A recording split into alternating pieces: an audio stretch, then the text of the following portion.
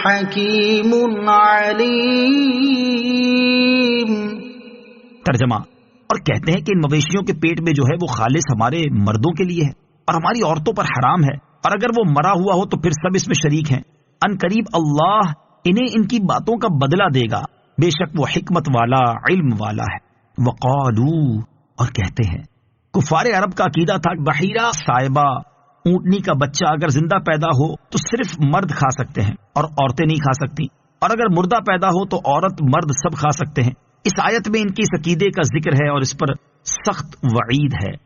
قد خسر الذين قتلوا أولادهم سفها بغير علم وحرموا ما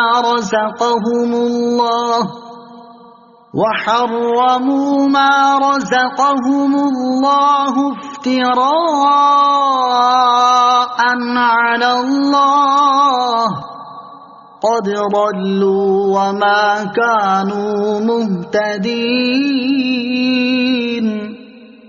ترجمہ، بے شک وہ لوگ تباہ ہو گئے جو اپنی اولاد کو جہالت سے بے وقوفی کرتے ہوئے قتل کرتے ہیں، اور اللہ نے جو رزق انہیں عطا فرمایا ہے اسے اللہ پر جھوٹ باندھتے ہوئے حرام قرار دیتے ہیں۔ بے شک یہ لوگ گمراہ ہوئے اور یہ ہدایت والے نہیں ہیں۔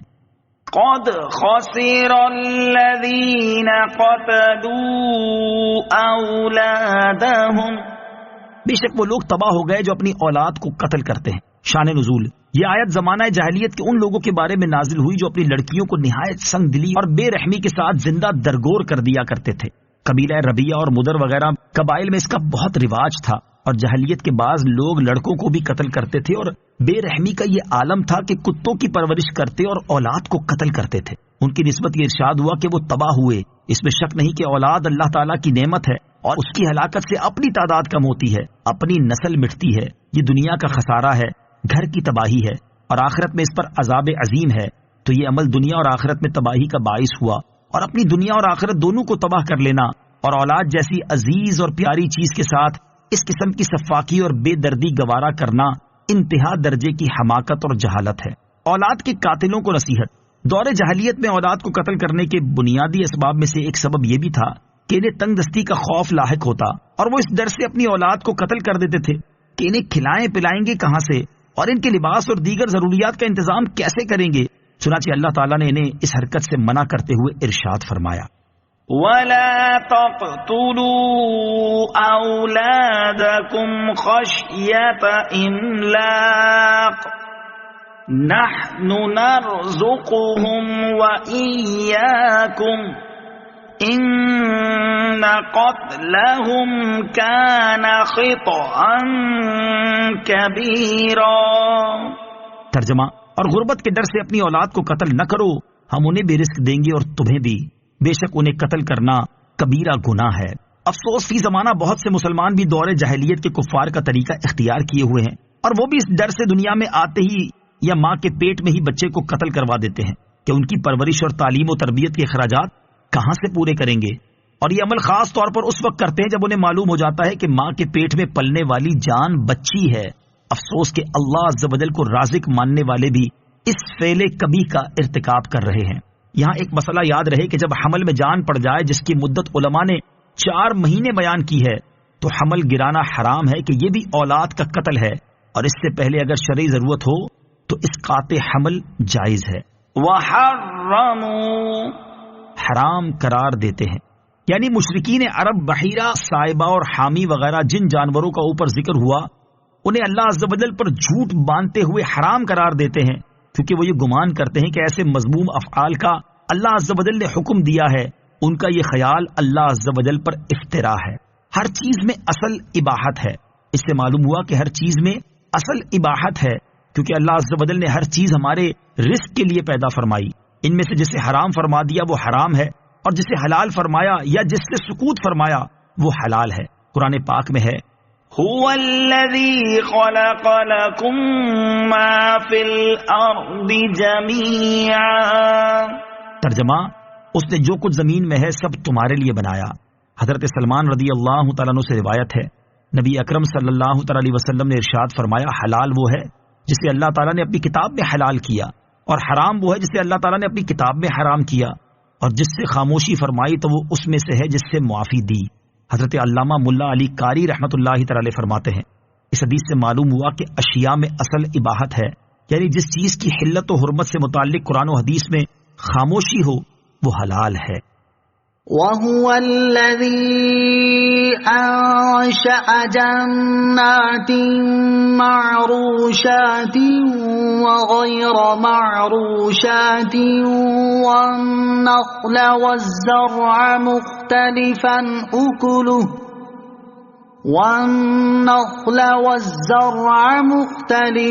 أُكُلُهُ وَالزَّيْتُونَ وَالرُّمَّانَ مُتَشَابِهًا وَغَيْرَ مُتَشَابِهٍ كُلُوا مِن ثَمَرِهِ إِذَا أَثْمَرَ وَآتُوا حَقَّهُ يَوْمَ حَصَادِهِ وَلَا تُسْرِفُوا إِنَّهُ لَا يُحِبُّ الْمُسْرِفِينَ۔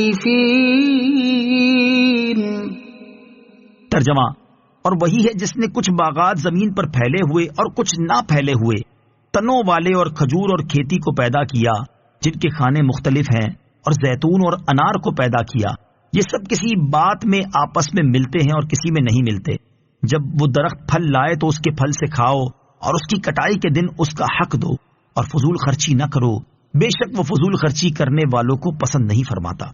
وَهُوَ الَّذِي أَنشَأَ جَنَّاتٍ، اور وہی ہے جس نے باغ پیدا کیے۔ اللہ تعالیٰ نے کچھ باغات ایسے پیدا فرمائے جو زمین پر پھیلے ہوئے ہیں، جیسے خربوزہ، تربوز اور دیگر بیل بوٹے وغیرہ، اور کچھ ایسے پیدا فرمائے جو زمین پر پھیلے ہوئے نہیں بلکہ تنے والے ہیں، جیسے آم، امرود اور مالٹا وغیرہ کے باغات۔ اسی طرح کھجور اور کھیتی، انار اور زیتون کو پیدا فرمایا، اور اس میں اللہ عز و جل کی عجیب قدرت ہے کہ ان پھلوں میں تاثیر اور ذائقے کے اعتبار سے تو فرق ہوتا ہے، لیکن رنگ اور پتوں کے اعتبار سے بہت مشابہت ہوتی ہے۔ وَآتُوا حَقَّهُ يَوْمَ حَصَادِهِ، اور اس کی کٹائی کے دن اس کا حق دو۔ یہاں فصلوں کا حق ادا کرنے کا حکم ہے۔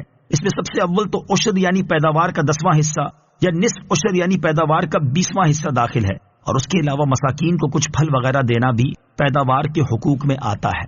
زمین کی ہر پیداوار میں زکوٰۃ ہے۔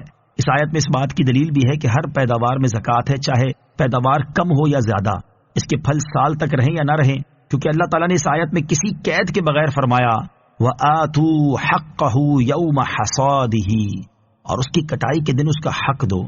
اور حضرت عبداللہ بن عمر رضی اللہ عنہ سے روایت ہے کہ رسول اللہ صلی اللہ علیہ وسلم نے ارشاد فرمایا جو زمین بارش، نہر اور چشموں سے سیراب ہو اس میں عشر ہے، اور جو پانی کھینچ کر سیراب کی جائے اس میں نصف عشر ہے۔ وَلَا تُسْرِفُوا، اور فضول خرچی نہ کرو۔ مفسرین نے فضول خرچی کے مختلف محمل بیان فرمائے ہیں، چنانچہ مفسر سدی کا قول ہے کہ اگر کل مال خرچ کر ڈالا اور اپنے گھر والوں کو کچھ نہ دیا اور خود فقیر بن بیٹھا تو یہ خرچ بیجا ہے، اور اگر صدقہ دینے ہی سے ہاتھ روک لیا تو یہ بھی بیجا اور داخل اسراف ہے۔ حضرت سعید بن مسیب رضی اللہ تعالیٰ عنہ کا بھی ایسا ہی قول ہے۔ حضرت سفیان ثوری رحمۃ اللہ تعالی علیہ کا قول ہے کہ اللہ عز و جل کی اطاعت کے سوا اور کام میں جو مال خرچ کیا جائے وہ قلیل بھی ہو تو اسراف ہے۔ امام زہری رحمۃ اللہ تعالی علیہ کا قول ہے کہ اس کے معنی یہ ہے کہ معصیت میں خرچ نہ کرو۔ امام مجاہد رحمۃ اللہ تعالی علیہ نے کہا اللہ عز و جل کے حق میں کوتاہی کرنا اسراف ہے، اور اگر ابو قبیس پہاڑ سونا ہو اور اس تمام کو راہ خدا میں خرچ کر دو تو اسراف نہ ہوگا، اور 1 درہم معصیت میں خرچ کرو تو وہ اسراف ہے۔ وَمِنَ الْأَنْعَامِ حَمُولَةً وَفَرْشًا كُلُوا مِمَّا رَزَقَكُمُ اللَّهُ وَلَا تَتَّبِعُوا خُطُوَاتِ الشَّيْطَانِ إِنَّهُ لَكُمْ عَدُوٌّ مُبِينٌ۔ ترجمہ، اور مویشیوں میں سے کچھ بوجھ اٹھانے والے اور کچھ زمین پر بچھے ہوئے جانور پیدا کیے۔ اللہ نے تمہیں جو رزق عطا فرمایا ہے اس میں سے کھاؤ اور شیطان کے راستوں پر نہ چلو، بے شک وہ تمہارا کھلا دشمن ہے۔ وَمِنَ الْأَنْعَامِ، اور مویشی میں سے کچھ چوپائے 2 طرح کے ہوتے ہیں، کچھ بڑے جو بوجھ لادنے اور بار برداری کے کام میں آتے ہیں جیسے اونٹ، خچر اور گھوڑے وغیرہ، اور کچھ چھوٹے جیسے بکری وغیرہ کے جو اس قابل نہیں، ان میں سے جو اللہ تعالیٰ نے حلال کیے انہیں کھاؤ، اور اہل جاہلیت کی طرح اللہ عز و جل کی حلال فرمائی ہوئی چیزوں کو حرام نہ ٹھہراؤ۔ 8 أزواج من الضأن 2 ومن المعز 2 قل الذكرين حرم أم الأنثيين أما اشتملت عليه أرحام الأنثيين نبئوني بعلم إن كنتم صادقين۔ ترجمہ: اللہ نے 8 نر و مادہ جوڑے پیدا کیے، ایک جوڑا بھیڑ سے اور ایک جوڑا بکری سے۔ تم فرماؤ کیا اس نے دونوں نر حرام کیے یا دونوں مادہ، یا وہ جسے دونوں مادہ جانور پیٹوں میں لیے ہوئے ہیں؟ اگر تم سچے ہو تو علم کے ساتھ بتاؤ۔ 8 أزواج 8 نر و مادہ۔ اس آیت میں جانوروں کے 8 جوڑے بیان کیے گئے، یعنی نر و مادہ، اونٹ، گائے، بھیڑ، بکری کے جوڑے۔ جانور تو اس کے علاوہ بھی ہیں، لیکن چونکہ اہل عرب کے سامنے زیادہ تر یہی جانور ہوتے تھے، اور حرام و حلال کے جو انہوں نے قاعدے بنائے تھے وہ بھی انہی جانوروں کے بارے میں تھے، اس لیے بطور خاص انہی جوڑوں کا بیان کیا گیا۔ چنانچہ فرمایا کہ کیا ان جانوروں کے صرف نر حرام ہے یا صرف مادے، یا نر و مادہ دونوں؟ اللہ تعالیٰ نے نہ تو بھیڑ بکری کے نر حرام کیے اور نہ ان کی مادائیں حرام کی اور نہ ان کی اولاد۔ تمہارا یہ فعل کہ کبھی نر حرام ٹھہراؤ، کبھی مادہ، کبھی ان کے بچے، یہ سب تمہاری اپنی اختراع ہے جس کی کوئی بنیاد نہیں۔ نبئونی بعلم ان کنتم صادقین۔ اگر تم سچے ہو تو علم کے ساتھ بتاؤ، یعنی ان جانوروں کو تم حرام مانتے ہو، اگر اس میں تم سچے ہو تو اس حرمت کی قطعی یقینی دلیل لاؤ۔ دلیل دینا حرمت کا دعویٰ کرنے والے پر لازم ہے۔ اس سے معلوم ہوا کہ حلت کا دعویٰ کرنے والے سے دلیل نہ مانگی جائے، بلکہ حرمت کا دعویٰ کرنے والے پر دلیل لانا لازم ہے۔ آج کل بد مذہب ہم سے ہر چیز کی حلت پر یعنی جائز ہونے پر دلیل مانگتے ہیں، اور خود حرمت یعنی حرام ہونے کی دلیل نہیں پیش کرتے۔ یہ اصول قرآن کے صریح خلاف ہے۔ خود غور کر لیں کہ اللہ تعالیٰ نے ان جانوروں کے حرام ماننے والوں سے دلیل مانگی ہے یا حلال سمجھنے والوں سے؟ وَمِنَ الْإِبِلِ 2 وَمِنَ الْبَقَرِ 2 قُلْ الذكرين حرم أم الأنثيين أما اشتملت عليه أرحام الأنثيين أم كنتم شهداء إذ وصاكم الله بهذا فمن أظلم ممن افترى على الله كذبا ليضل الناس بغير علم إن الله لا يهدي القوم الظالمين۔ ترجمہ: اور اللہ نے نر اور مادہ کا ایک جوڑا اونٹ سے اور ایک جوڑا گائے سے پیدا فرمایا۔ تم فرماؤ کیا اس نے دونوں نر حرام کیے یہ دونوں مادہ، یا وہ جسے دونوں مادہ جانور اپنے پیٹوں میں لیے ہوئے ہیں؟ کیا تم اس وقت موجود تھے جب اللہ نے تمہیں یہ حکم دیا؟ تو اس سے بڑھ کر ظالم کون جو اللہ پر جھوٹ باندھے تاکہ لوگوں کو اپنی جہالت سے گمراہ کرے؟ بے شک اللہ ظالموں کو ہدایت نہیں دیتا۔ وَمِنَ الْإِبِلِ 2 اور ایک جوڑا اونٹ کا۔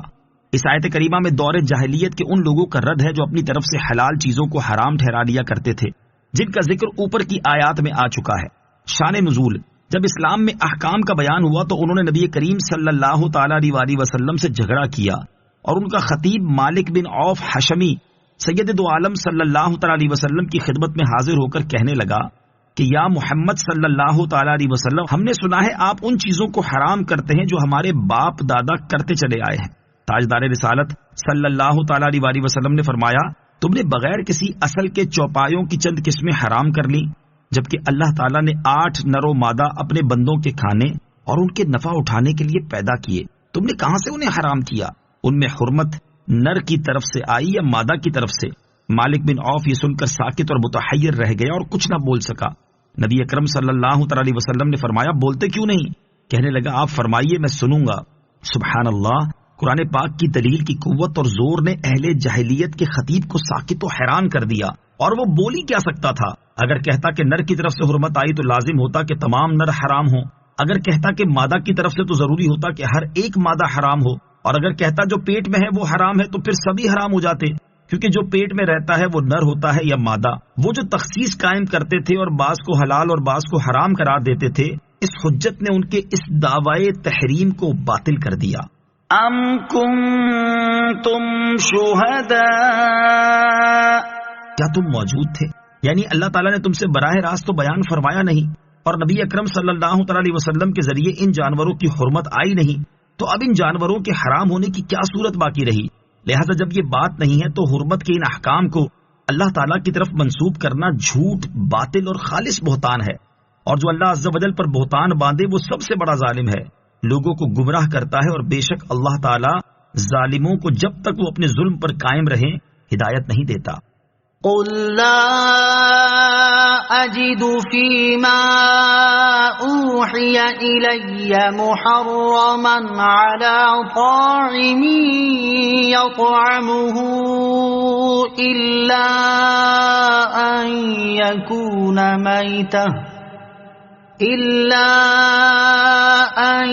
يكون ميتة أو دما مسفوحا أو لحم خنزير فإنه رجس أو فسقا أهل لغير الله به، فمن اضطر غير باغ ولا عاد فإن ربك غفور رحيم۔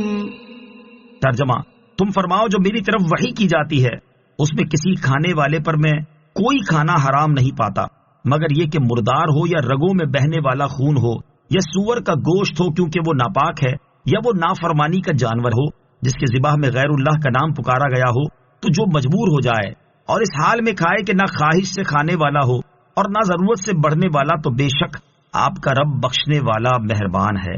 قل لا اجد، تم فرماؤ میں نہیں پاتا، یعنی اے حبیب صلی اللہ تعالی علیہ وسلم آپ ان جاہل مشرکوں سے جو حلال چیزوں کو اپنی من مرضی سے حرام کر لیتے ہیں فرما دو کہ جو میری طرف وحی کی جاتی ہے میں اس میں کسی کھانے والے پر کوئی کھانا حرام نہیں پاتا سوائے ان چار کے: نمبر 1 مردار، نمبر 2 رگوں میں بہنے والا خون، نمبر 3 سور کا گوشت، اور نمبر 4 نافرمانی کا جانور، یعنی جس کو اللہ عز و جل کے علاوہ کسی اور کے نام پر ذبح کیا گیا ہو۔ لہذا تمہارا ان دیگر چیزوں کو حرام کہنا باطل ہے جن کی حرمت اللہ کی طرف سے نہ آئی۔ فمن اضطر، تو جو مجبور ہو جائے، یعنی مذکورہ بالا چیزیں کھانا حرام ہے، لیکن اگر کوئی مجبور ہو اور ضرورت اسے ان چیزوں میں سے کسی کے کھانے پر مجبور کر دے اور وہ اس حال میں کھائے کہ نہ خواہش سے کھانے والا ہو اور نہ ضرورت سے بڑھنے والا، تو بے شک رب کریم عز و جل بخشنے والا مہربان ہے اور وہ اس پر کوئی مواخذہ نہ فرمائے گا۔ حرام جانوروں کے بیان پر مشتمل آیات سے متعلق چند احکام۔ مجموعی طور پر اس آیت کے متعلق چند احکام ہیں۔ نمبر 1، حرمت شریعت کی جانب سے ثابت ہوتی ہے نہ کہ ہوائے نفس سے۔ نمبر 2، جمع ہوا خون یعنی تلی کلیجی حلال ہے کیونکہ یہ بہتا ہوا خون نہیں، لیکن بہتا ہوا خون نکل کر جم جائے وہ بھی حرام ہے کہ وہ بہتا ہوا ہی ہے اگرچہ عارضی طور پر جم گیا۔ نمبر 3، ہر نجس چیز حرام ہے مگر ہر حرام چیز نجس نہیں۔ نمبر 4، سور کی ہر چیز کھال وغیرہ سب حرام ہے کیونکہ وہ نجس العین ہے۔ نمبر 5، سور کی کوئی چیز ذبح کرنے یا پکانے سے پاک نہیں ہو سکتی۔ نمبر 6، جانور کی زندگی میں اس پر کسی کے نام پکارنے کا اعتبار نہیں، ذبح کے وقت کا اعتبار ہے۔ نمبر 7، بتوں کے نام پر جانور ذبح کرنا فسق اعتقادی یعنی کفر ہے، اس لیے یہاں فسقن ارشاد ہوا۔ مجبوری کی حالت میں مردار وغیرہ چیزیں بقدر ضرورت حلال ہوں گی، اور مجبوری سے مراد جان جانے یا عضو ضائع ہونے کا ظن غالب ہونا ہے۔ نمبر 9، اگر اندازے میں غلطی کر کے ضرورت سے زیادہ ایک آدھ لقمہ کھا لیا تو پکڑ نہ ہوگی۔ وعلى الذين هادوا حرمنا كل ذي ظفر ومن البقر والغنم حرمنا عليهم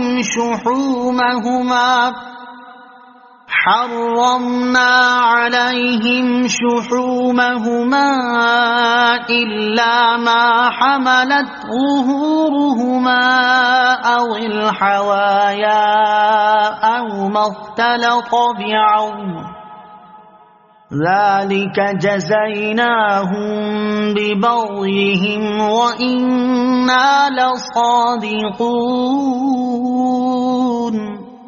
ترجمہ: اور ہم نے یہودیوں پر ہر ناخن والا جانور حرام کر دیا اور ہم نے ان پر گائے اور بکری کی چربی حرام کر دی سوائے اس چربی کے جو ان کی پیٹھ کے ساتھ یا انتڑیوں سے لگی ہو یا جو چربی ہڈی سے ملی ہوئی ہو. ہم نے یہ ان کی سرکشی کا بدلہ دیا اور بے شک ہم ضرور سچے ہیں. وَعَلَى الَّذِينَ هَادُوا حَرَّمْنَا، اور یہودیوں پر ہم نے حرام کیا. یہودی اپنی سرکشی کے باعث ان چیزوں سے محروم کیے گئے. نمبر 1، ہر ناخن والا جانور.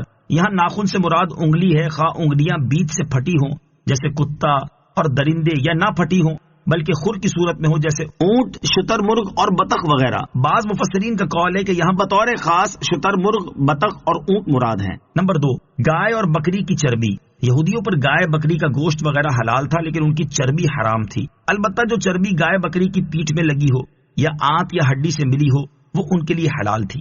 یہودی چونکہ اپنی سرکشی کے باعث ان چیزوں سے محروم کیے گئے تھے لہٰذا یہ چیزیں ان پر حرام رہیں اور ہماری شریعت میں گائے بکری کی چربی اور اونٹ، بطخ اور شتر مرغ حلال ہیں. اسی پر صحابہ کرام اور تابعین رضی اللہ تعالی عنہم کا اجماع ہے. سابقہ شریعتوں کے سخت احکام ہم پر جاری نہیں.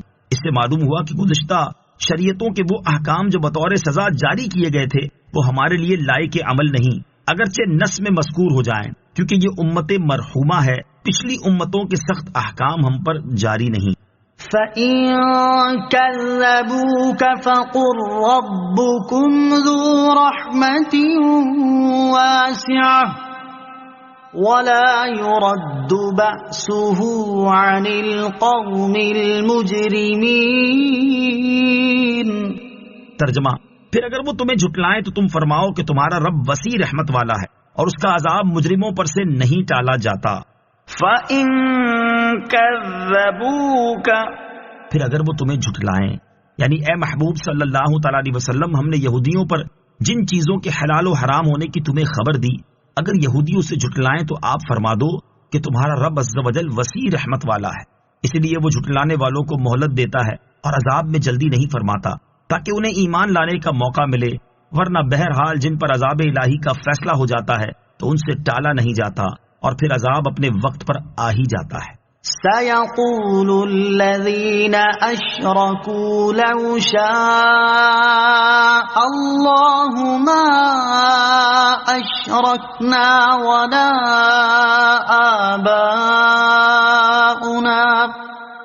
وَلَا آباؤنا ولا حرمنا من شيء كذلك كذب الذين من قبلهم حتى ذاقوا بأسنا قل هل عندكم من علم فتخرجوه لنا إن تتبعون إلا الظن وإن أنتم إلا تخرصون. ترجمہ: اب مشرک کہیں گے کہ اگر اللہ چاہتا تو نہ ہم شرک کرتے اور نہ ہمارے باپ دادا اور نہ ہم کسی چیز کو حرام قرار دیتے. ان سے پہلے لوگوں نے بھی ایسے ہی جھٹلایا تھا یہاں تک کہ ہمارا عذاب چکھا. تم فرماؤ کہ تمہارے پاس کوئی علم ہے تو اسے ہمارے لیے نکالو، تم تو صرف جھوٹے خیال کے پیروکار ہو اور تم یوں ہی غلط اندازے لگا رہے ہو. سَيَقُولُ الَّذِينَ أَشْرَكُوا، اب مشرک کہیں گے. اس میں غیبی خبر ہے کہ مشرک جو آئندہ کہنے والے تھے اس سے پہلے ہی خبردار کر دیا. مشرکین پر جب حجت تمام ہو گئی اور ان سے کوئی دلیل نہ بن پڑی تو کہنے لگے اگر اللہ عز و جل چاہتا تو نہ ہم شرک کرتے اور نہ ہمارے باپ دادا اور نہ ہی ہم کسی چیز بحیرہ و صاحبہ وغیرہ کو حرام قرار دیتے.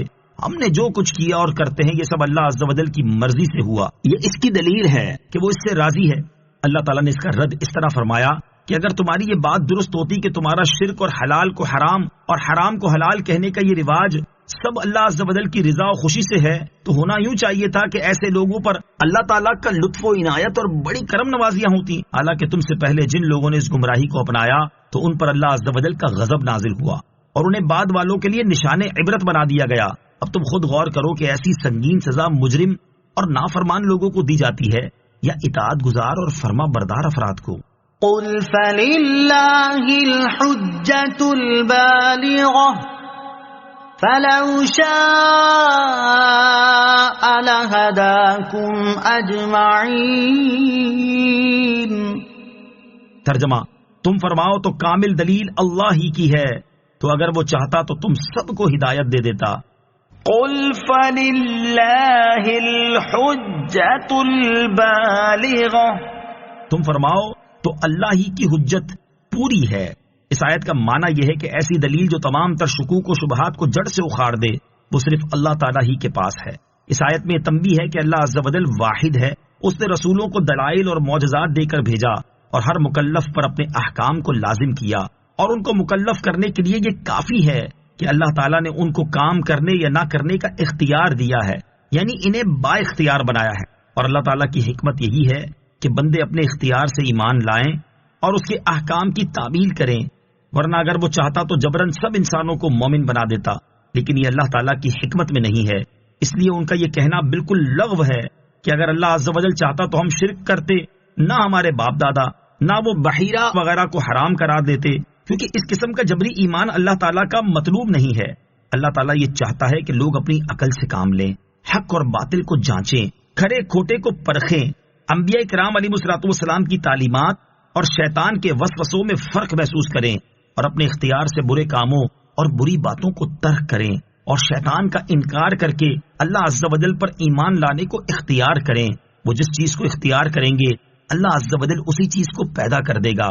ان آیتوں میں یہ دلیل بھی ہے کہ اللہ تعالیٰ نے انسان کو مجبور محض نہیں بنایا، مختار بنایا ہے، اور اس میں جبریہ کا بھی رد ہے۔ قل هلم شهداءكم الذين يشهدون أن الله حرم هذا فإن شهدوا فلا تشهد معهم ولا تتبع أهواء الذين كذبوا بآياتنا والذين لا يؤمنون بالآخرة وهم بربهم يعدلون۔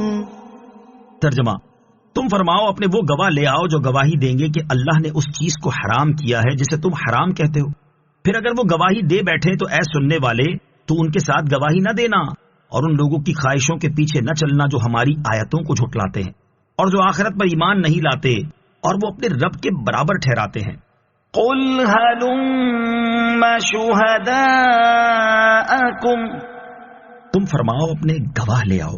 جب اللہ تعالیٰ نے کفار کی تمام حجتیں باطل فرما دی تو اب بیان فرمایا کہ ان کے پاس اپنی بات پر کوئی گواہ بھی نہیں، چنانچہ فرمایا اے محبوب صلی اللہ تعالی علیہ وسلم آپ ان سے فرما دیجئے کہ اپنے وہ گواہ لے آؤ جو اس بات کی گواہی دیں کہ اللہ عز و جل نے اسے حرام کیا جسے تم اپنے لیے حرام قرار دیتے ہو اور کہتے ہو کہ اللہ تعالیٰ نے ہمیں اس کا حکم دیا ہے۔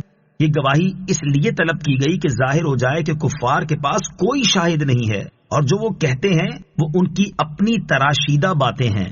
فَإِن شَهِدُوا، پھر اگر وہ گواہی دے بیٹھے، یعنی مشرکین اگر اپنی جھوٹی بات پر کوئی گواہ لے ہی آئیں تو اے سننے والے تو ان کے ساتھ گواہی نہ دینا، ان لوگوں کی خواہشوں کے پیچھے نہ چلنا جو ہماری آیتوں کو جھٹلاتے ہیں اور جو آخرت پر ایمان نہیں لاتے اور وہ بتوں کو اپنے رب عز و جل کے برابر ٹھہراتے ہیں، یعنی بتوں کو معبود مانتے ہیں اور شرک میں گرفتار ہیں۔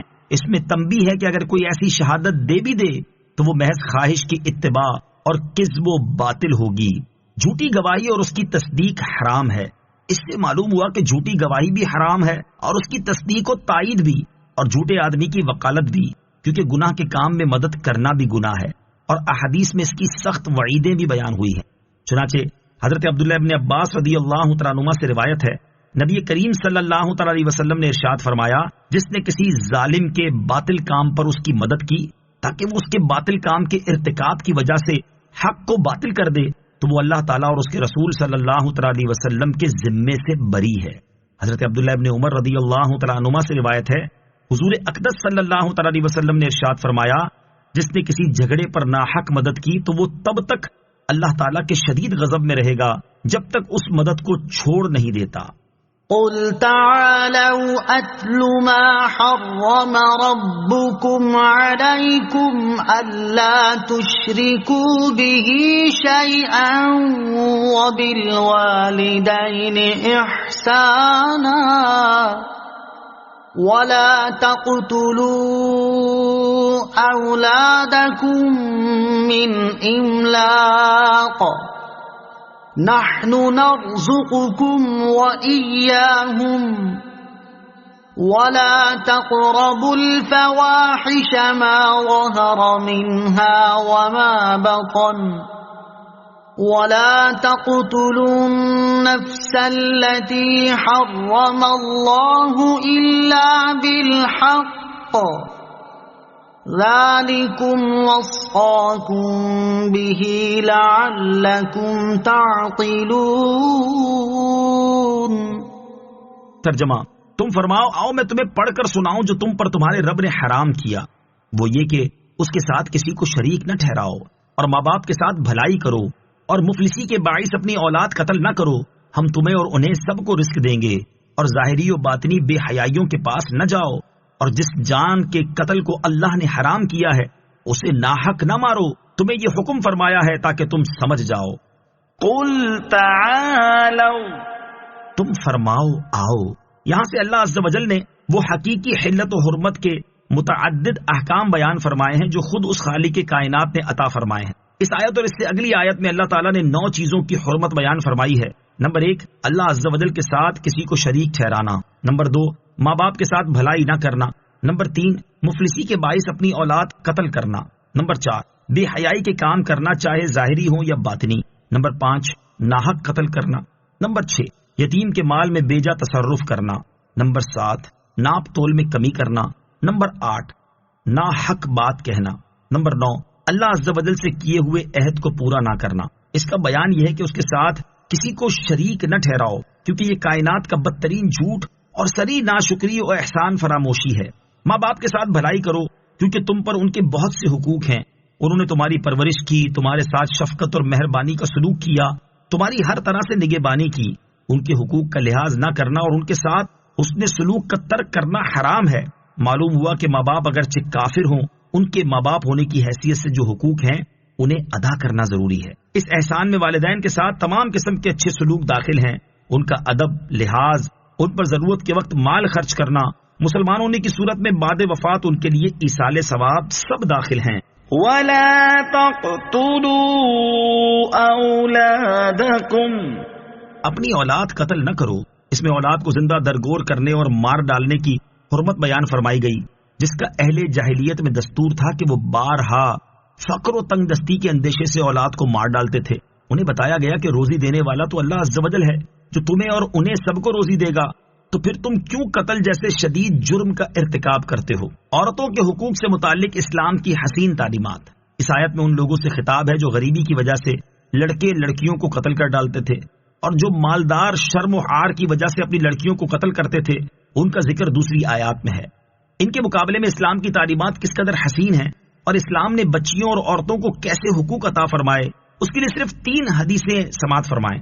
نمبر 1، ابو داؤد شریف کی حدیث ہے، حضرت عبداللہ ابن عباس رضی اللہ تعالیٰ عنہما سے روایت ہے، سرکار دو عالم صلی اللہ تعالی علیہ وآلہ وسلم نے ارشاد فرمایا، جس شخص کی بیٹی ہو تو وہ اسے زندہ درگور نہ کرے، اسے ذلیل نہ سمجھے، اور اپنے بیٹے کو اس پر ترجیح نہ دے تو اللہ تعالیٰ اسے جنت میں داخل کرے گا۔ نمبر 2، ترمذی شریف کی حدیث ہے، حضرت ابو سعید خدری رضی اللہ تعالیٰ عنہ سے روایت ہے، نبی اکرم صلی اللہ تعالی علیہ وسلم نے ارشاد فرمایا، جس کی 3 بیٹیاں یا 3 بہنیں ہوں، یا 2 بیٹیاں یا 2 بہنیں ہوں، اور وہ ان کے ساتھ اچھا سلوک کرے اور ان کے معاملے میں اللہ تعالیٰ سے ڈرے تو اس کے لیے جنت ہے۔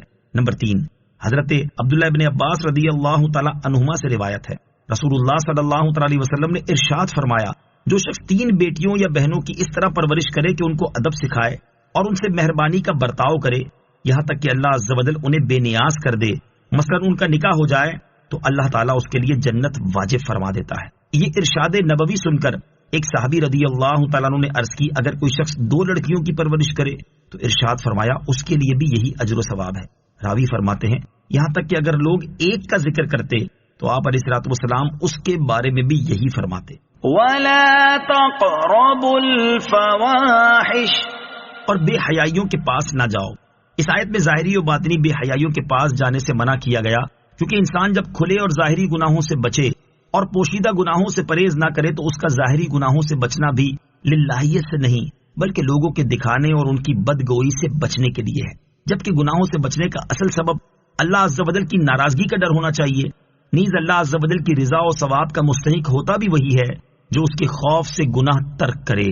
بظاہر نیک رہنا اور چھپ کر گناہ کرنا تقوی نہیں۔ اس سے معلوم ہوا کہ ظاہر میں نیک رہنا اور چھپ کر گناہ کرنا تقوی نہیں بلکہ ریاکاری ہے۔ تقوی یہ ہے کہ ظاہر و باطن ہر حال میں اللہ عز و جل کا خوف دامن گیر ہو، لوگوں کے سامنے نیک اعمال کرتے نظر آنے والوں اور تنہائی میں گناہوں پر بے باک ہونے والوں کا حشر میں بہت برا حال ہوگا۔ چنانچہ حضرت عدی بن حاتم رضی اللہ تعالیٰ عنہ سے روایت ہے، حضور اقدس صلی اللہ تعالیٰ علیہ وسلم نے ارشاد فرمایا، قیامت کے دن کچھ لوگوں کو جنت کی طرف لے جانے کا حکم ہوگا، یہاں تک کہ جب وہ جنت کے قریب پہنچ کر اس کی خوشبو سونگیں گے، اس کے محلات اور اس میں اہل جنت کے لیے اللہ تعالیٰ کی تیار کردہ نعمتیں دیکھ لیں گے تو ندا دی جائے گی، انہیں جنت سے لوٹا دو کیونکہ ان کا جنت میں کوئی حصہ نہیں۔ یہ ندا سن کر وہ ایسی حسرت کے ساتھ لوٹیں گے کہ اس جیسی حسرت کے ساتھ ان سے پہلے لوگ نہ لوٹے ہوں گے۔ پھر وہ عرض کریں گے، یا رب عز و جل، اگر تو اپنا ثواب اور اپنے اولیاء کے لیے تیار کردہ نعمتیں دکھانے سے پہلے ہی ہمیں جہنم میں داخل کر دیتا تو یہ ہم پر زیادہ آسان ہوتا۔ اللہ تعالیٰ ارشاد فرمائے گا، میں نے ارادتاً تمہارے ساتھ ایسا کیا ہے، اور اس کی وجہ یہ ہے کہ جب تم تنہائی میں ہوتے تو بڑے بڑے گناہ کر کے میرے ساتھ اعلان جنگ کرتے، اور جب لوگوں سے ملتے تو عاجزی و انکساری کے ساتھ ملتے تھے۔ تم لوگوں کو اپنی وہ حالت دکھاتے تھے جو تمہارے دلوں میں میرے لیے نہیں ہوتی تھی۔ تم لوگوں سے ڈرتے اور مجھ سے نہیں ڈرتے تھے۔ تم لوگوں کی عزت کرتے اور میری عزت نہ کرتے تھے۔ تم لوگوں کی وجہ سے برا کام کرنا چھوڑ دیتے لیکن میری وجہ سے برائی نہ چھوڑتے تھے۔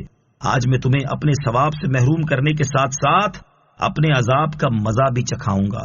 اللہ تعالیٰ کے خوف سے گناہ چھوڑنے کے 3 فضائل۔ حضرت قتادہ رضی اللہ تعالیٰ عنہ سے روایت ہے، سرکار علی وقار صلی اللہ تعالیٰ علیہ وسلم نے ارشاد فرمایا، جو شخص کسی حرام کام پر قادر ہو پھر اسے صرف اللہ تعالیٰ کے خوف کی وجہ سے چھوڑ دے تو اللہ تعالیٰ آخرت سے پہلے دنیا ہی میں جلد اس کا ایسا بدل عطا فرماتا ہے جو اس حرام کام سے بہتر ہو۔ نمبر 2، حضرت ابو امامہ رضی اللہ تعالیٰ عنہ سے مروی ہے، حضور پر نور صلی اللہ تعالیٰ علیہ وسلم نے ارشاد فرمایا، جس شخص کو کسی عورت نے برائی کی دعوت دی اور وہ محض اللہ عز و جل کے خوف کی وجہ سے اس سے باز رہا تو قیامت کے دن اللہ تعالیٰ اسے عرش کے سائے میں جگہ عطا فرمائے گا۔ نمبر 3، حضرت علی المرتضیٰ کرم اللہ تعالیٰ وجہ الکریم سے مروی ہے، جس نے اللہ تعالیٰ کے خوف سے اور اس کی رضا حاصل کرنے کی خاطر گناہ چھوڑ دیا تو اللہ تعالیٰ اسے راضی فرمائے گا۔ ظاہری و باطنی گناہوں سے محفوظ رہنے کی دعا۔ حدیث پاک میں ظاہری و باطنی گناہوں سے بچنے کے لیے ایک بہترین دعا تعلیم فرمائی گئی ہے۔ ہر مسلمان کو چاہیے کہ وہ اس دعا کو اپنے معمولات میں شامل کر لے اور بکثرت یہ دعا مانگا کرے۔ چنانچہ حضرت عمر رضی اللہ تعالیٰ عنہ فرماتے ہیں، مجھے رسول اللہ صلی اللہ تعالیٰ علیہ وسلم نے یہ دعا سکھائی۔ ارشاد فرمایا، کہو اللہم اجعل سریرتی خیرا من علانیتی واجعل علانیتی صالحا، اللہم انی اسألک من صالحی ما تؤتی الناس من المال والاہل والولد غیر الضال ولا المضل۔ اے اللہ عز و جل، میرا باطن میرے ظاہر سے اچھا کر دے اور میرے ظاہر کو نیک و صالح بنا دے۔ اے اللہ، میں تجھ سے لوگوں کو عطا کی جانے والی بہترین چیزیں یعنی مال، اچھا گھر بار اور وہ اولاد مانگتا ہوں جو نہ گمراہ ہو اور نہ گمراہ گر ہو۔ وَلَا تَقْتُلُوا النَّفْسَ الَّتِي حَرَّمَ اللَّهُ إِلَّا بِالْحَقِّ، اور جس جان کی اللہ نے حرمت رکھی اسے ناحق نہ مارو۔ اس آیت میں اللہ تعالیٰ نے کسی کو ناحق قتل کرنے کی حرمت بیان فرمائی ہے۔ ناحق قتل کرنے یا قتل کرنے کا حکم دینے کی 3 وعیدیں۔ ناحق قتل کرنے والے یا قتل کا حکم دینے کے بارے میں احادیث میں سخت وعیدیں بیان کی گئی ہیں۔ ان میں سے 3 وعیدیں سماعت کیجیے۔ نمبر 1، ترمذی شریف کی حدیث ہے، حضرت عبداللہ ابن عباس رضی اللہ تعالی عنہما سے روایت ہے، رسول اکرم صلی اللہ تعالی علیہ وسلم نے ارشاد فرمایا، قیامت کے دن مقتول قاتل کو لے کر اس حال میں آئے گا کہ اس کی پیشانی اور سر اس کے ہاتھ میں ہوں گے اور گردن کی رگوں سے خون بہ رہا ہوگا۔ عرض کرے گا، اے میرے رب، اس نے مجھے قتل کیا تھا، حتیٰ کہ قاتل کو عرش کے قریب کھڑا کر دے گا۔ نمبر 2، نبی اکرم علیہ الصلوۃ والسلام نے ارشاد فرمایا، آگ کو 70 حصوں میں تقسیم کیا گیا ہے، 69 حصے قتل کا حکم دینے والے کے لیے اور 1 حصہ قاتل کے لیے ہے۔ نمبر 3، حضرت ابو درداء رضی اللہ تعالیٰ عنہ فرماتے ہیں، قیامت کے دن مقتول بیٹھا ہوگا، جب اس کا قاتل گزرے گا تو وہ اسے پکڑ کر اللہ تعالیٰ کی بارگاہ میں عرض کرے گا، اے میرے رب عز و جل، تو اس سے پوچھ کہ اس نے مجھے کیوں قتل کیا۔ اللہ تعالیٰ قاتل سے فرمائے گا، تو نے اسے کیوں قتل کیا؟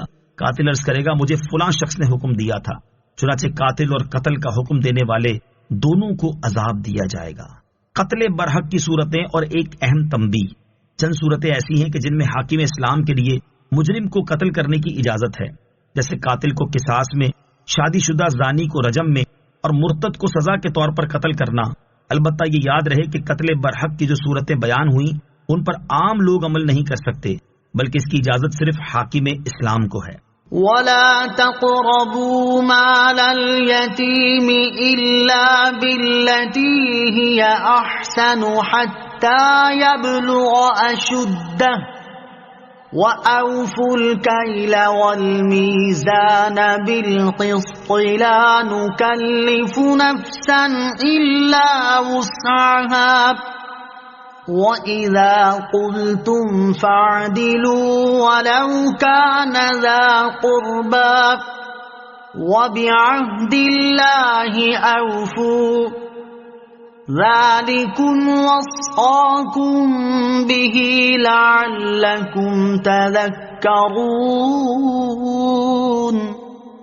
ترجمہ، اور یتیموں کے مال کے پاس نہ جاؤ مگر بہت اچھے طریقے سے، حتیٰ کہ وہ اپنی جوانی کی عمر کو پہنچ جائے، اور ناپ اور تول انصاف کے ساتھ پورا کرو۔ ہم کسی جان پر اس کی طاقت کے برابر ہی بوجھ ڈالتے ہیں، اور جب بات کرو تو عدل کرو، اگرچہ تمہارے رشتہ دار کا معاملہ ہو، اور اللہ ہی کا عہد پورا کرو۔ اللہ نے تمہیں یہ تاکید فرمائی ہے تاکہ نصیحت حاصل کرو۔ وَلَا تَقْرَبُوا مَالَ الْيَتِيمِ، اور یتیموں کے مال کے پاس نہ جاؤ، یعنی یتیم کے مال کے پاس اس طریقے سے جاؤ جس سے اس کا فائدہ ہو، اور جب وہ اپنی جوانی کی عمر کو پہنچ جائے اس وقت اس کا مال اس کے سپرد کر دو۔ اس حکم کی تفصیل اور یتیموں سے متعلق مزید احکام سورہ نساء کی ابتدائی چند آیات میں گزر چکے ہیں۔ وَأَوْفُوا الْكَيْلَ وَالْمِيزَانَ بِالْقِسْطِ، اور ناپ اور تول انصاف کے ساتھ پورا کرو، یعنی ناپ تول میں کمی نہ کرو کیونکہ یہ حرام ہے۔ ناپ تول میں کمی کرنے کی 2 وعیدیں، ناپ تول میں کمی کرنے پر احادیث میں سخت وعیدیں بیان کی گئی ہیں، ان میں سے 2 وعیدیں سماعت فرمائیں۔ حضرت عبداللہ بن عباس رضی اللہ تعالیٰ عنہما سے روایت ہے، سرکار دو عالم صلی اللہ تعالیٰ علیہ وسلم نے ارشاد فرمایا، اے تاجروں کے گروہ، ایسے کام تمہارے سپرد کیے گئے ہیں کہ جن کی وجہ سے تم سے پہلے لوگ ہلاک ہوئے، یہ ناپنا اور تولنا ہے۔ نمبر 2، حضرت عبداللہ بن عمر رضی اللہ تعالیٰ عنہما سے روایت ہے، رسول کریم علیہ الصلوۃ والسلام نے ارشاد فرمایا، اے مہاجرین کے گروہ، جب تم 5 باتوں میں مبتلا کر دیے جاؤ تو اس وقت تمہاری کیا حالت ہوگی، اور میں اللہ عز و جل سے پناہ طلب کرتا ہوں کہ تم انہیں پاؤ۔ نمبر 1، جب کسی قوم میں اعلانیہ فحاشی عام ہو جائے تو ان میں طاعون اور ایسی بیماریاں ظاہر ہو جائیں گی جو ان سے پہلوں میں کبھی ظاہر نہ ہوئی تھیں، جیسے آج کل ایڈز وغیرہ۔ نمبر 2، جب لوگ ناپ تول میں کمی کرنے لگ جائیں گے تو قحط سالی، شدید تنگی اور بادشاہ کے ظلم کا شکار ہو جائیں گے۔ نمبر 3، جب زکوٰۃ کی ادائیگی چھوڑ دیں گے تو آسمان سے بارش روک دی جائے گی، اور اگر چوپائے نہ ہوتے تو ان پر کبھی بارش نہ برستی۔ نمبر 4، جب لوگ اللہ اور اس کے رسول کا عہد توڑنے لگے تو اللہ عز و جل ان پر دشمن مسلط کر دے گا جو ان کا مال وغیرہ سب کچھ چھین لے گا۔ نمبر 5، جب حکمران اللہ عز و جل کے قانون کو چھوڑ کر دوسرا قانون اور اللہ تعالیٰ کے احکام میں سے کچھ لینے اور کچھ چھوڑنے لگ جائیں گے تو اللہ عز و جل ان کے درمیان لڑائی جھگڑا ڈال دے گا۔ اس روایت کو سامنے رکھتے ہوئے ہمیں چاہیے کہ ہم اپنے موجودہ حالات پر غور کریں کہ آج ہم میں خطرناک اور جان لیوا بیماریوں کا پھیلاؤ، قحط سالی، شدید تنگی اور حکمرانوں کے ظلم کا سامنا، دشمن کا تسلط اور مال و اسباب کا لٹ جانا، تعصب اور ہمارے لسانی قومی اختلافات، یہ سب ہمارے کن اعمال کا نتیجہ ہیں۔ دیکھیں یہ دن اپنی ہی غفلت کی بدولت، شکوا ہے زمانے کا نہ قسمت سے گلا ہے، جو کچھ بھی ہے سب اپنے ہی ہاتھوں کے ہے کرتوت، سچ ہے کہ برے کام کا انجام برا ہے۔ اللہ تعالیٰ کے خوف سے حرام کام چھوڑنے کی فضیلت۔ حضرت عبداللہ بن عباس رضی اللہ تعالیٰ عنہما سے روایت ہے، حضور اقدس صلی اللہ تعالیٰ علیہ وسلم نے ارشاد فرمایا، جو شخص حرام پر قادر ہو پھر اسے اللہ تعالیٰ کے خوف سے چھوڑ دے تو اللہ تعالیٰ آخرت سے پہلے دنیا میں ہی بہت جلد اس کا ایسا بدل عطا فرماتا ہے جو حرام سے کہیں بہتر ہو۔ وَإِذَا قُلْتُمْ فَاعْدِلُوا، اور جب بات کہو تو انصاف کی کہو، یعنی خواہ گواہی دو یا فتویٰ دو یا حاکم بن کر فیصلہ کرو، کچھ بھی ہو انصاف سے ہو، اس میں قرابت یا وجاہت کا لحاظ نہ ہو، کیونکہ اس سے مقصود شرعی حکم کی پیروی اور اللہ تعالیٰ کی رضا طلب کرنا ہوتا ہے، اور اس میں اجنبی اور قرابت دار کے درمیان کوئی فرق نہیں۔ وَبِعَهْدِ اللَّهِ أَوْفُوا، اور اللہ ہی کا عہد پورا کرو، یعنی صرف اللہ عز و جل کے عہد پورے کرو اور اللہ تعالیٰ کے مقابلے میں کسی کے عہد پورے نہ کرو۔ اگر تم نے غلطی سے کسی سے ناجائز عہد کر لیا تو فوراً توڑ دو۔ مثلا اگر کسی سے وعدہ کیا بلکہ قسم کھائی کہ اس کے ساتھ شراب پیئیں گے یا چوری کریں گے تو یہ وعدہ توڑ دو اور قسم کا کفارہ دے دو۔ آیت میں وَبِعَهْدِ اللَّهِ سے مراد وہ عہد ہے جو اللہ نے اپنے بندوں پر لازم فرمایا، یعنی وہ احکام جو نبی اکرم صلی اللہ تعالی علیہ وسلم کے ذریعے ملے، یا وہ عہد مراد ہے جو انسان اپنے اوپر لازم کر لے جیسے منت وغیرہ، ان سب کو پورا کرنے کا حکم ہے۔ عہد شکنی پر وعید۔ حضرت عبداللہ ابن عمر رضی اللہ تعالیٰ عنہما سے روایت ہے، حضور پر نور صلی اللہ تعالی علیہ وسلم نے ارشاد فرمایا، قیامت کے دن جب اللہ تعالیٰ اولین و آخرین کو جمع فرمائے گا تو عہد توڑنے والے ہر شخص کے لیے ایک جھنڈا بلند کیا جائے گا اور کہا جائے گا کہ یہ فلاں بن فلاں کی عہد شکنی کا جھنڈا ہے۔ بندوں کے ساتھ کیے گئے جائز عہدوں کو پورا کرنے کا بھی اللہ عز و جل نے حکم دیا ہے، لہٰذا ان کا پورا کرنا بھی عہد الہی کو پورا کرنے میں داخل ہوگا۔ وَأَنَّ هَذَا صِرَاطِي مُسْتَقِيمًا فَاتَّبِعُوهُ وَلَا تَتَّبِعُوا السُّبُلَ فَتَفَرَّقَ بِكُمْ عَن سَبِيلِهِ ذَلِكُمْ وَصَّاكُمْ بِهِ لَعَلَّكُمْ تَتَّقُونَ۔ ترجمہ، اور یہ کہ یہ میرا سیدھا راستہ ہے تو اس پر چلو اور دوسری راہوں پر نہ چلو، ورنہ وہ راہیں تمہیں اس کے راستے سے جدا کر دیں گی۔ تمہیں یہ حکم فرمایا ہے تاکہ تم پرہیزگار ہو جاؤ۔ وَأَنَّ هَذَا صِرَاطِي مُسْتَقِيمًا، اور یہ کہ یہ میرا سیدھا راستہ ہے، یعنی یہاں مذکور آیتوں میں جو احکام تمہیں بیان کیے گئے ہیں یہ اللہ عز و جل اور اس کے نبی صلی اللہ تعالی علیہ وسلم کا سیدھا راستہ ہے تو اس پر چلو۔ احادیث میں ایک مثال کے ذریعے سیدھے راستے کے بارے میں سمجھایا گیا ہے۔ چنانچہ حضرت جابر بن عبداللہ رضی اللہ تعالیٰ عنہ فرماتے ہیں، ہم حضور اقدس صلی اللہ تعالی علیہ وسلم کی خدمت میں حاضر تھے، آپ نے ایک خط کھینچا، دو اس کے دائیں اور دو بائیں جانب کھینچے، پھر اپنا ہاتھ درمیانے خط پر رکھ کر فرمایا یہ اللہ تعالیٰ کا راستہ ہے، پھر آپ نے یہ آیت تلاوت فرمائی، وَأَنَّ هَذَا صِرَاطِي مُسْتَقِيمًا فَاتَّبِعُوهُ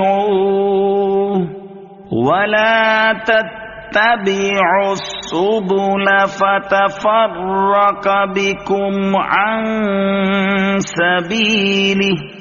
ترجمہ، اور یہ کہ یہ میرا سیدھا راستہ ہے تو اس پر چلو اور دوسری راہوں پر نہ چلو، ورنہ وہ راہیں تمہیں اس کے راستے سے جدا کر دیں گی۔ حضرت عبداللہ ابن مسعود رضی اللہ تعالیٰ عنہ فرماتے ہیں، ایک دن نبی کریم علیہ الصلوۃ والسلام نے ہمارے سامنے خط کھینچا، پھر فرمایا یہ اللہ کا راستہ ہے، پھر اس کے دائیں بائیں کچھ لکیریں کھینچی اور فرمایا یہ مختلف راستے ہیں جن میں سے ہر راستے پر شیطان ہے جو ادھر بلا رہا ہے، پھر آپ علیہ الصلوۃ والسلام نے یہ آیت تلاوت فرمائی، وَأَنَّ هَذَا صِرَاطِي مُسْتَقِيمًا فَاتَّبِعُوهُ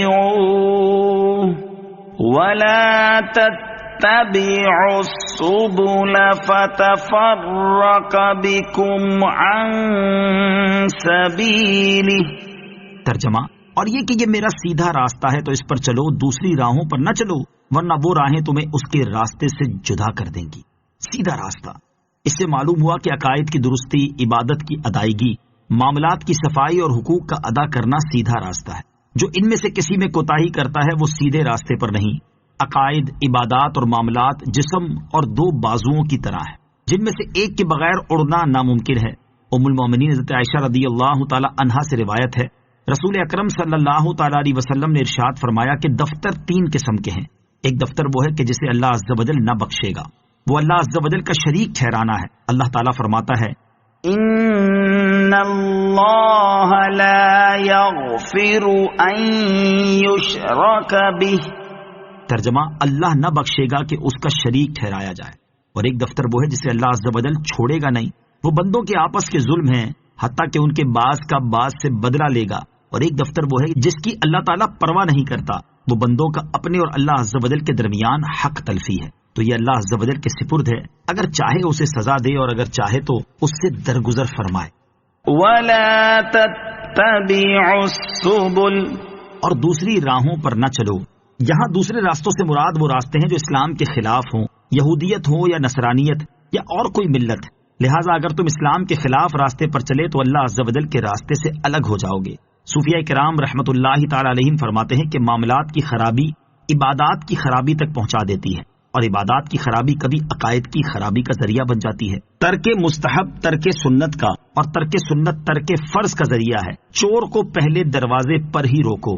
ثم آتينا موسى الكتاب تماما على الذي أحسن وتفصيلا لكل شيء وهدى ورحمة لعلهم بلقاء ربهم يؤمنون. ترجمہ: پھر ہم نے موسیٰ کو کتاب عطا فرمائی تاکہ نیک آدمی پر احسان پورا ہو اور ہر شے کی تفصیل ہو اور ہدایت اور رحمت ہو کہ کہیں وہ اپنے رب سے ملنے پر ایمان لائیں. ثم آتینا موسیٰ الکتاب. پھر ہم نے موسیٰ کو کتاب عطا فرمائی. یہاں کتاب سے مراد توریت شریف ہے. سب سے پہلے کتاب الہی حضرت موسیٰ علیہ السلام کو ہی عطا ہوئی. اس سے پہلے پیغمبروں کو صحیفے ملتے تھے. اور یہ جو فرمایا کہ تاکہ نیک آدمی پر احسان پورا ہو، حضرت حسن بصری رحمۃ اللہ تعالی علیہ اس کی تفسیر میں فرماتے ہیں بنی اسرائیل میں محسن یعنی نیک اور غیر محسن بھی تھے، تو اللہ تعالیٰ نے محسنین یعنی نیک لوگوں پر اپنی نعمت پوری کرنے کے لیے یہ کتاب نازل فرمائی. اس کی دوسری تفسیر یہ ہے کہ حضرت موسیٰ علیہ السلام اللہ تعالیٰ کے دیے ہوئے علم کے مطابق نیک کام کرتے تھے، اس لیے اللہ تعالیٰ نے ان پر نعمت پوری کرنے کے لیے ان کو کتاب یعنی تورات دی. پھر اللہ تعالیٰ نے بیان فرمایا کہ اس نے تورات میں دین کی کیا نعمتیں رکھی ہیں. چنانچہ فرمایا کہ اس میں ہر چیز کی تفصیل ہے. اس سے مراد یہ ہے کہ اس میں دین کے تمام احکام، عقائد اور مسائل کی تفصیل ہے. لہٰذا اس میں ہمارے نبی سیدنا محمد مصطفیٰ صلی اللہ تعالیٰ علیہ وسلم کی نبوت اور رسالت کا بیان اور آپ صلی اللہ تعالیٰ علیہ وسلم کی نبوت کے تمام دلائل ہے. اور یہ ہدایت اور رحمت ہے تاکہ یہ لوگ اللہ تعالیٰ سے قیامت کے دن کی ملاقات پر ایمان لے آئیں. وَهَذَا كِتَابٌ أَنزَلْنَاهُ مُبَارَكٌ فَاتَّبِعُوهُ وَاتَّقُوا لَعَلَّكُمْ تُرْحَمُونَ. ترجمہ: اور یہ برکت والی کتاب ہے جسے ہم نے نازل کیا ہے تو تم اس کی پیروی کرو اور پرہیزگار بنو تاکہ تم پر رحم کیا جائے. وَهَذَا كِتَابٌ. اور یہ کتاب یعنی قرآن شریف جو کثیر خیر والا، کثیر نفع والا اور کثیر برکت والا ہے اور قیامت تک رہے گا اور تحریف و تبدیل و نسخ سے محفوظ رہے گا. قرآن اس لیے مبارک ہے کہ مبارک فرشتہ اسے لایا، مبارک مہینے رمضان میں لایا، مبارک ذات پر اترا، خالق و مخلوق کے درمیان وسیلہ ہے. جس کام پر اس کی آیات پڑھ دی جائیں اس میں برکت ہو جائے، اور سب سے بڑھ کر اس کی تعلیمات اور ہدایت برکت والی ہیں. فَاتَّبِعُوهُ. تو تم اس کی پیروی کرو، یعنی قرآن کریم میں مذکور احکامات پر عمل کرو، ممنوعات سے باز آ جاؤ اور اس کی مخالفت کرنے سے بچو تاکہ اس اتباع اور عمل کی برکت سے تم پر رحم کیا جائے. امت پر قرآن مجید کا حق. اس سے معلوم ہوا کہ امت پر قرآن مجید کا ایک حق یہ ہے کہ وہ اس مبارک کتاب کی پیروی کریں اور اس کے احکام کی خلاف ورزی کرنے سے بچیں. افسوس فی زمانہ قرآن کریم پر عمل کے اعتبار سے مسلمانوں کا حال انتہائی ناگفتبے ہے. آج مسلمانوں نے اس کتاب کی روزانہ تلاوت کرنے کی بجائے اسے گھروں میں جزدان و غلاف کی زینت بنا کر اور دکانوں پر کاروبار میں برکت کے لیے رکھا ہوا ہے.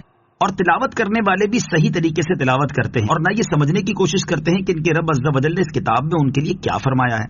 تاریخ گواہ ہے کہ جب تک مسلمانوں نے اس مقدس کتاب کو سینے سے لگا کر حرز جاں بنائے رکھا اور اس کے دستور و قوانین اور احکامات پر سختی سے عمل پیرا رہے، تب تک دنیا بھر میں ان کی شوکت کا ڈنکا بجتا رہا اور غیروں کے دل مسلمانوں کا نام سن کر دہلتے رہے. اور جب سے مسلمانوں نے قرآن عظیم کے احکام پر عمل چھوڑ رکھا ہے تب سے وہ دنیا بھر میں ذلیل و خوار ہو رہے اور اغیار کے دستے نگر بن کر رہ گئے ہیں۔ وہ زمانے میں معزز تھے مسلمان ہو کر، اور ہم خوار ہوئے تارک قرآن ہو کر۔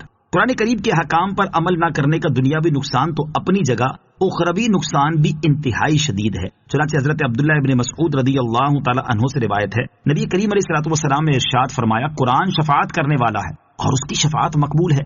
جس نے اس کے احکامات پر عمل کر کے اسے اپنے سامنے رکھا تو یہ اسے پکڑ کر جنت کی طرف لے جائے گا، اور جس نے اس کے احکامات کی خلاف ورزی کر کے اسے اپنے پیچھے رکھا تو یہ اسے ہانک کر جہنم کی طرف لے جائے گا۔ أَن تَقُولُوا إِنَّمَا أُنزِلَ الْكِتَابُ عَلَى طَائِفَتَيْنِ